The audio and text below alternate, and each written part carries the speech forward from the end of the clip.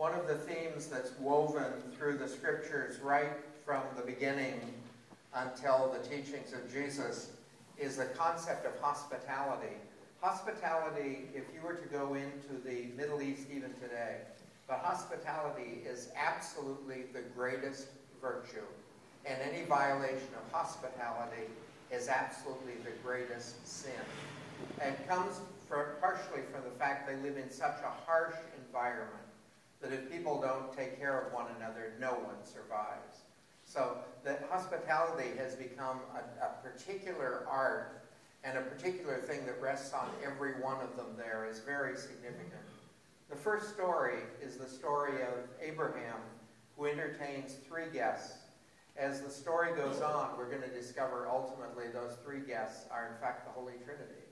That God comes to him in the form of these 3 gentlemen, and they're passing by, and Abraham invites them in for the meal. The obligation of hospitality rests on him. They should never have to ask. And so Abraham welcomes them in and offers the hospitality. It's interesting, I think, to look at the reasons for hospitality. In the Mideast, it began as a thing with survival. If there was no hospitality, people wouldn't survive. The next step, as you see developing in the scriptures, is the idea that you never really realize the significance of a person when you're talking to them at one time or another, and that you have the opportunity to entertain significant people, and oftentimes don't find out about it until later. I think every one of us at one time or another has had an encounter with a person that we later found out was more significant than we knew at the time. Hopefully it wasn't a problem. I'm reminded of a story that took place when I was in Hawaii. There was a man in the diocese, a Monsignor, and a native Hawaiian who was very, very significant in the diocese and a rector of a very large parish.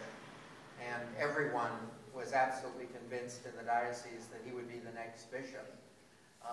He more convinced than anyone, I might add, but everyone was relatively convinced he would be the next bishop, so that there would be a native Hawaiian.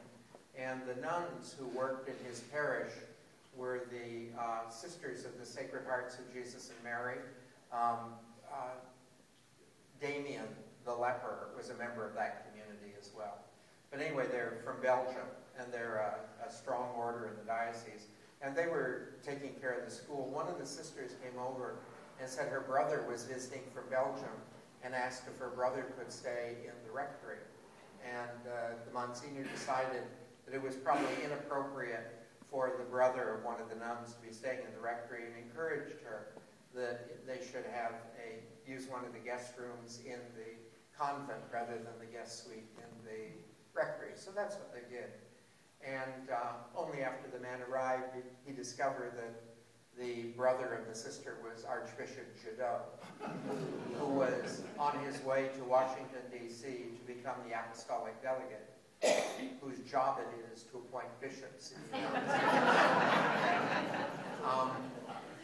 Very shortly after the Monsignor left the diocese and moved to a whole other diocese and everything. But the idea is you don't know who you'll entertain. And as this story of Abraham concerns, and as we see developing in this text, is that when the Jewish religion came into that context, what they added was the note that you could actually entertain God. You could entertain angels. Not just that you could entertain important people. It could be much more significant. And the curious thing is, when Christianity came on the scene, and when Jesus began to teach, Jesus told us that you are always entertaining God. Whatever you do for the least of these, you've done for me. So that hospitality, in many, many ways, is woven into the very fabric of our faith. And if you were to look at certain religious orders, like the religious order, I'm thinking of the Benedictines, the whole heart of their community is hospitality. The way they deal with one another, the way they deal with visitors, the way they deal with people around. But to understand this hospitality, this idea of welcoming, it begins with a relationship with people, and it ultimately is a relationship with God. The person who is not welcoming to people around them ultimately never welcome